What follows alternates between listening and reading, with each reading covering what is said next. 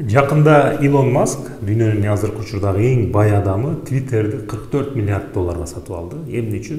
Менин оюмча күч үчүн. Азыркы учурда соц тармактар, айрыкча Twitter, айрыкча Америкада коомго өтө катуу таасир кылып атат. Бийликке келем деген политиктер ушул соц тармактарга өтө көз каранды болуп калды. Эми бул жөнүндө өзүнчө дагы сүйлөшөбүз, бирок ушул соц тармактар жөнүндө мен силерге бүгүн маанилүү бир нерсени айтып коеюн деп атам. Facebook, Instagram казинолордо иштеген специалисттерди чакырып, силер кантип адамдарды ошо казиного көндүрөсүңөр, кантип игровой машиналарга адамдар отура берген, кантип кыласыңар? Биз дагы ошентишибиз керек. Instagram менен Facebook'ту мындайча айтканда наркотикке айлантышыбыз керек деп, ошондой максатта иштейт экен. Бул жөнүндө мындай серьезный эле блогтарда жазылды. Ошон үчүн эгер силер ушул соц тармактарды бир бизнес максатында же туура колдонбосоңор, анда мындай жөн эле жеке адам катары колдонсоңор, бүгүндөн тартып жөн эле коркпой өчүрүп салууңарды сунуштайт элем. Мен мисалы канча жыл болуп кетти өчүрүп салгам, эч кандай дүйнөдөн артта калып калган жокмун, эч кандай арманым жок. Силерге дагы ошону сунуштайм. Азыркы учурда абдан көп маалымат мээбизге кирип атат. Абдан көп тамак жегендей эле болуп атабыз, ашыкча тамак жегендей болуп атабыз. Болгондо дагы азыркы замандагы химия, сапатсыз тамактарды жегендей болуп атабыз. Мээбизге ошондой маалыматтар көп кирип атат. Азыр мээни же туура нерселерди окуш керек, же туура нерселерди көрүш керек, же мээни жөн коюш керек.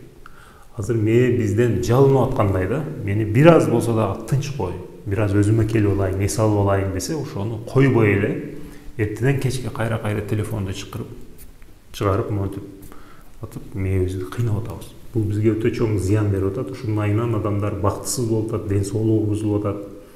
Көбүрөөк чыныгы жашоого кайтыш керек, эшикке чыгыш керек, адамдар менен сүйлөшүш керек.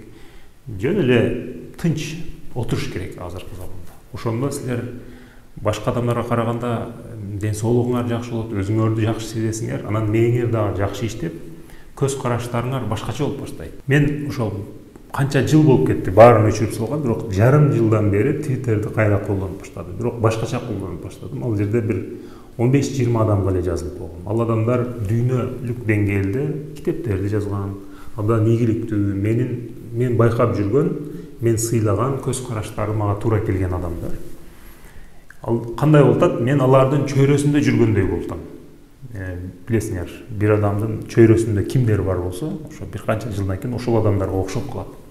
Мен дагы ошол адамдарга окшогум келет да. Чындап эле Twitter аркылуу ошол идеялар дүйнөсүндө мен ошолордун жанында, чөйрөсүндө жүргөндөй болуп атам. Мен алар менен эч качан жолуга албайм.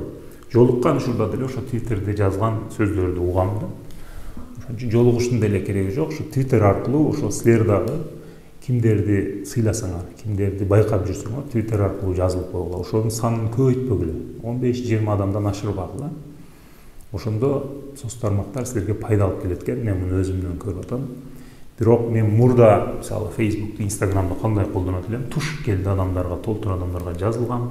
Алар күндө чынбы, жалганбы толтура кабарларды, видео сүрөттөрдү бөлүшө берет. Ал нерселерди мен билишим керек эмес. Анчалык көп маалымат мага керек эмес.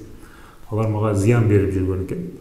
Ошон үчүн мен өчүрүп салдым. Силер дагы ушул жөнүндө ойлонуп көргүлө, эгер туура көрсөңөр, силер дагы өчүрүп салгыла. Анын ордуна же пайдалуу бир китептерди окугула, пайдалуу нерселерди YouTube'дан көргүлө, же эч нерсе кылбай эле чыныгы жашоодо жашагыла, эшикке чыккыла, спорт кылгыла, адамдар менен сүйлөшкүлө, достошкула, ошол жашоодо жашагыла.